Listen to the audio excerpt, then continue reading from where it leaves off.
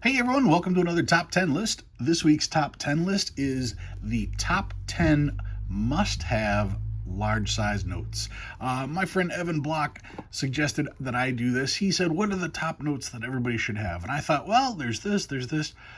I should do a top 10. And then I started thinking about it, and it's like, no, I think I have to do top 10 large and then top 10 small. So this week, the top 10 large size notes you should have in your collection. All right, and once again, Evan, thank you for the suggestion. I'm going to put Evan's link down below, so with a little luck, maybe we can get him a few more subscribers. All right, let's get this out of the way, and let's see what I have. Number 10 on my list. Number 10, this is a 1923 $1 legal tender. Now, this is, to me, is one of the cooler notes that almost anyone can have. It is very affordable. It's a large size note, so when you compare it to the notes that we have today, you can see there's a huge difference in size. So that alone draws attention.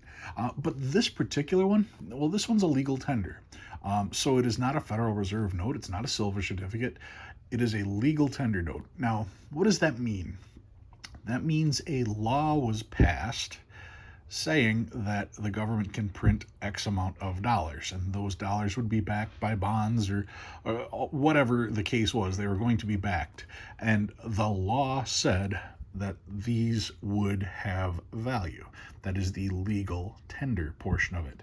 Now, that law was repealed in 1998, if I recall correctly, which means that these are no longer legal tender. The legal aspect of the legal tender portion is null and void.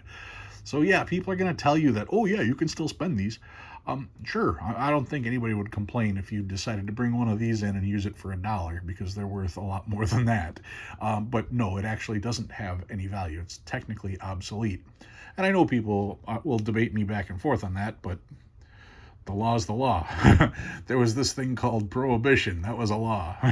Alcohol was legal. Then they made a law saying it was no longer legal. And then they made another law saying it was legal again. So the only portion of that law that matters is the current form. Current form of legal tenders says that they were no longer any good after 1998. Anyway, 1923 $1 legal tender, really cool back as well. This always reminds me of like mechanical gears in the center there, kind of like a clock also, an old time clock with all the gears, and these would be the arms. Anyway, that is number 10 on my list, the 1923 $1 legal tender. Number 9. Another note that doesn't cost a whole lot. This is an 1886 $1 silver certificate.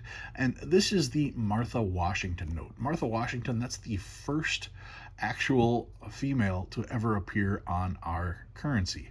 There's been representations of women all throughout our currency, but to actually have a real woman that lived and breathed on our currency, that would be this, the 1886 Martha Washington Silver Certificate. Now, I like this particular version because it has that giant seal. The newer versions have a much smaller seal, if I recall. So to see the seal this big, rather than like what we're used to, even this seal is big compared to ours, but it's tiny compared to this one. So yeah, the Martha Washington, 1886. Now this particular one, the 1886 has what's known as the greenback, where you've got all of the intricate detail. Take a peek there, just to make it that much harder for counterfeiters. They did revise the back, where a lot of this is now white, and that's so that you can actually see the red and blue fibers that are in the paper, to make it that much tougher on counterfeiters. To me, I think trying to counterfeit this would be the hard part, but that they wanted to put more white on the back to make it tougher. Anyway, this is the 1886 $1 silver certificate Martha Washington note. Being the first woman ever to appear on our money, yeah, that's probably a must-have for you. That's number 9. Number 8. Number 8, I pulled this one. This would be the 1896 $1 silver certificate. Now, I know that the educational series is high on a lot of people's list, but the prices on those are also extremely high. So, if you wanted to get one of the educational notes, since there are only 3, the 1, the 2, and the 5, The $1 educational note is the most affordable note to get. It's not particularly my favorite design wise. I like the $2 design and the $5 design more than I like this one, but we're talking about must have notes. And this is part of that educational series. The educational series only ran for 3 years, and because of the imagery on the five, the general public, in their infinite wisdom, decided that we weren't going to be able to have that kind of money in our pocket. So in 1899, they redid our currency, taking all these out. So to have any note from that educational series is an impressive achievement. So that's why I went with the 1896 $1 note. It is one of the easier ones to get and one of the more affordable ones to get as far as large size currency goes. There's the back. You've got Martha Washington there, and you've got George there. And a lot of people think that this was the first time a woman appeared on a note, but like I said, here's that 1886, and yeah, it's the same picture. I wonder if it's the same picture of George. Take a peek at that. Nope, not the same George, unless they just flipped it. Anyway, that's number 8 on my list. 10, 9, 8. Oh, flip it over. There we go. Number 7. Number 7 is a fun note that I think everybody should have. This particular note is the $5 legal tender. This is known as the wood chopper. The wood chopper, this was designed, this particular one is 1907. They did go back much earlier than that as well. But the 1907 wood chopper is a note that most of us can fit into our budgets. It's not too expensive at all. The central figure really demonstrates pioneer life. You've got a man, his axe, his wife, his dog, his baby. He's got his gun. He's got his cabin in the back. Good old Americana. And it's really neat to show it like this, because now you've got the red just popping with the black and white, and the red, of course, in the serial number as well. Talking Andrew Jackson on the note. So Andrew Jackson on a 5. That's also kind of interesting. The $5 wood chipper from 1907. Also a note, like I said, that you should have in your collection. Once again, they did use the big areas of white, and you can see it says right here, series of 1907, right there on the back. Yeah, definitely a note that should be in your collection. If you can find, if you go looking for these notes, these are the notes that you would like to have in nice shape to be able to appreciate all the little details and stuff on them. So that is number 7, 10, 9, 8, 7. Number 6. This is my 1899 Black Eagle. As beautiful as a note this is, I wanted to put it higher, but the thing is, it is very affordable, and because of that, you can get one in decent shape for a reasonable price, and they are readily available. You can get these fairly easily, but that doesn't mean that you shouldn't have one. Yes, you should definitely have a Black Eagle in your collection. Very, very impressive note. I believe it is the only note to feature 2 presidents. Features Lincoln and it features Grant. The silver certificate from 1899, this is the $1 note that actually replaced the educational note I just saw. The bright blue right there, the blue seal, the blue number, so you know this is a silver certificate. Take a peek at the back. Just really nice note here. Really good shape on this particular one. So yeah, that is number 6 on my list for large size notes you should probably have in your collection.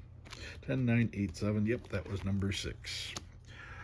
Number 5. Now, number 5, this one is going to be probably one of the tougher notes that you may get.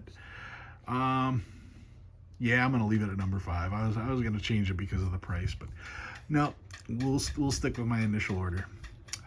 This is a 1901 $10 legal tender. You know it's a legal tender because you've got the red seal, the red serial number.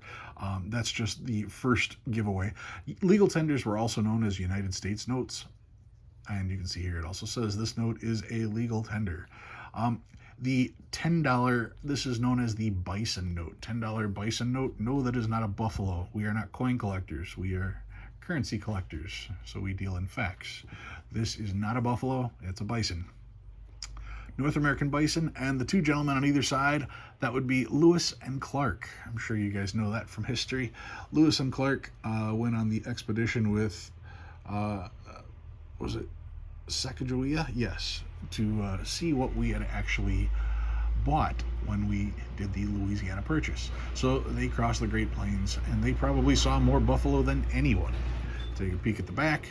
No, I still have not changed the the holder that this one's in.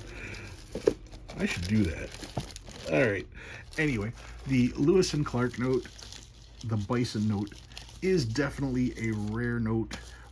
They do get up there. They can be 4 digits pretty easy. So if you feel like spending a little bit of cash, this will most certainly separate your collection from other people's collections. You don't see a whole lot of these, and yet it is a very stunning note.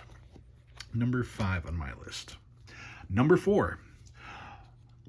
Number 4, this is a national currency. National currency, this is the Federal Reserve Bank note. A Federal Reserve Bank note means that it wasn't backed by a specific bank branch. It was backed by the actual Federal Reserve Bank. There are 12 Federal Reserve Banks. Those are the same 12 that are listed on our money today. And this particular one is the Federal Reserve Bank of New York. So that is who guaranteed that this was worth $2. Federal Reserve Bank of New York said this, they will pay the bearer on demand $2. Particular note, it was dated the 1914, but the series is 1918. And why is this note in my list? Well, a lot of you already know. Because it's the battleship note. It's got a battleship on the back, making this one of the most iconic notes you can find. It can be a little pricey. I've got one up on eBay for, I think mine is sitting at $5.99 or something like that. But yeah, they are a little pricey. They can get up there. It's not a note that everybody's going to have, but it's a note that everybody should have. I don't really have to tell you how cool it is to have a battleship. And this particular note is from the Federal Reserve Bank of New York, and that is the USS New York on the back. So it's the first note with New York, New York. No, I don't know. Anyway, but that is the USS New York on the back. And yeah, definitely a cool note to have. Unfortunately, the back is the cool part, not the front. So that's number 4 on my list. Number 3, I'm sure all of you guessed this was going to be number 1. I put this one at number 3. This is my 1922 $20 gold certificate. Large size gold certificate, $20 gold certificate. This is a really cool looking note. Being a gold certificate, it says in gold coin.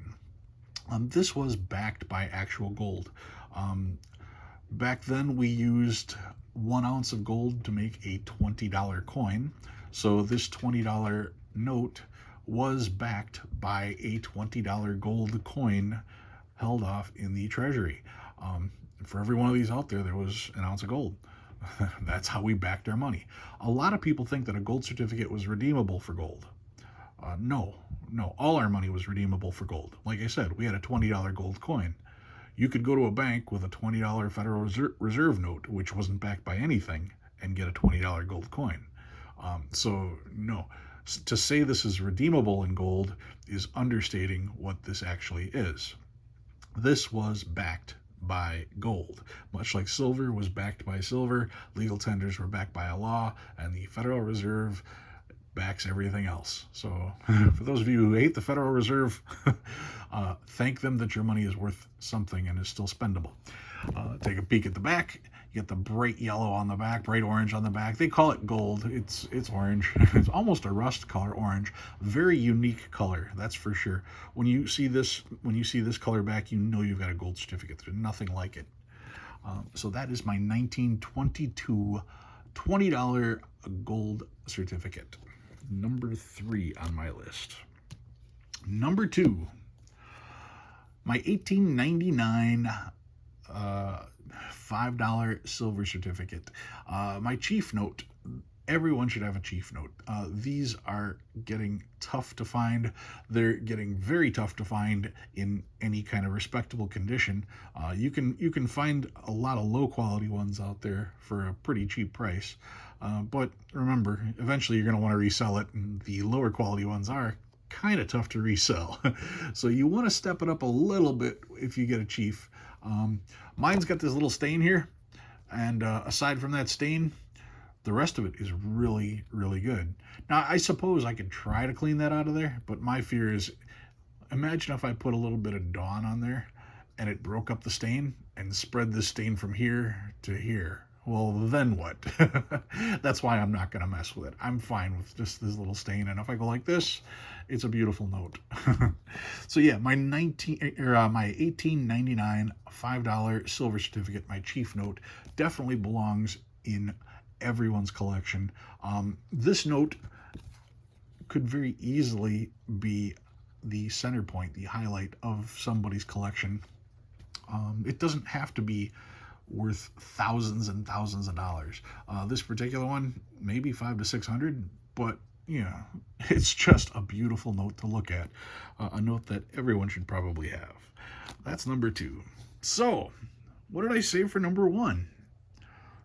Well, I decided to go with a splash of color. I went with an 1869 $1 legal tender. This is the Rainbow Note. The first series 1869 legal tender notes had this rainbow pattern on there. Now the rest of the note with this design, this border, this picture of George, this script, all of this stuff was used all the way up until 1917. But the rainbow paper aspect was only the 1869 version. That's what makes the rainbow notes so attractive. You can get this design, like I said, in many different series, but only 1869 has that color. The blue to green with the red seal, the yellowish paper. Just a beautiful note. Mine's stained a little bit here, but it is graded. Now, the thing that makes this so tough is these can get real expensive real quick, because the whole point of having one of these is to be able to see that rainbow pattern. Well, if you get a lesser condition note, you may not be able to make that out. Well, why would you buy a rainbow that you can't see the rainbow on? So that's why the prices on these get up there. And the resale on these is also decent. So just another reason to pick up one of these. Not a lot of people have these. You see a lot of replicas, you see a lot of people posting pictures of them, but you don't see people that actually own the note, which is why I think it's really important to have one of these rainbows in your collection. They did a $5 as well, and well, we'll go easy and just start with the $1 because that's expensive enough. This particular one's about $900 or so, so it's reasonable. You know, they are expensive, but they're not going to, well, cost you your car or something like that. Anyway, that is number 1 on my list. That is my top 10. Once again, I want to thank Evan for suggesting this to me. I'm going to put down his link down below. Maybe some of you guys want to sub him and check out his stuff as well. Guys, thank you very much for watching. If you have a suggestion for a video, put that down in the comments. If I use it, I will also credit your channel as well. Guys, thank you very much for watching, and I'll see you next week.